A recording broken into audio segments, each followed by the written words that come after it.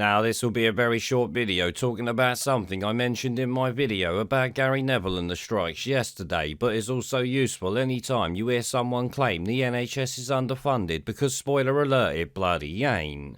People saying it is have either listened to too much mainstream media, or are politically biased, or just plain stupid. It's the same as anyone who claims the NHS funding has been cut, which I'm sure you've all seen multiple times online.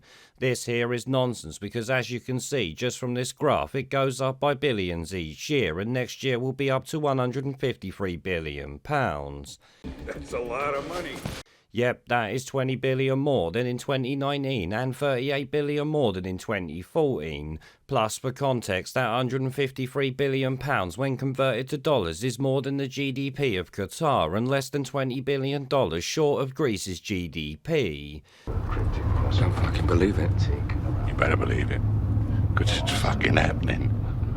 Yep, the apparently underfunded NHS wanks the GDP of oil-rich countries yearly, but apparently still needs more money and not massive reform.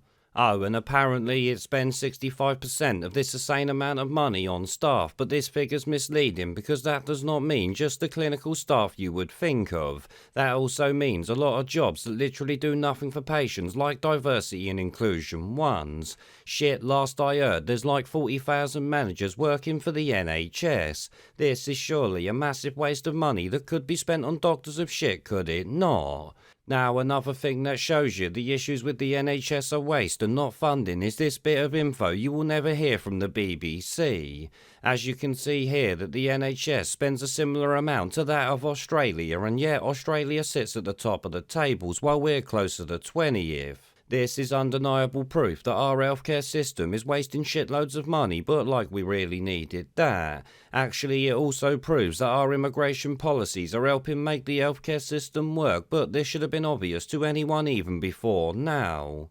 Oh, and for anyone saying the NHS funding has gone down in real terms, this is naturally bollocks. Here you can actually see every previous government has provided real terms growth in healthcare budgets, but that has obviously been wasted. The problem with the NHS is the NHS itself, not how much money's being spent on it, and it's certainly not the Tories' fault, let me tell ya.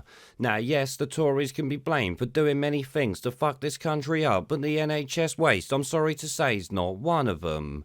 They are to blame for current waiting lists we have alongside the NHS thanks to lockdown and all that, but when it comes to funding, they're guilty of giving it too much and not bloody reforming it. So to sum it up, the NHS is not underfunded, it wastes the GDP of countries we call oil rich and nearly matches the GDP of Greece, you know, a European bloody country. So calling it underfunded is like calling lockdowns a good idea if you ask me. It's obviously bloody bullshit. What the NHS needs is massive reform, but I'm sorry to say that ain't gonna happen. It'll continue to do the same shit it's doing, while the idiots out there will scream whatever bullshit they see on TV or hear from the Labour Party, of course.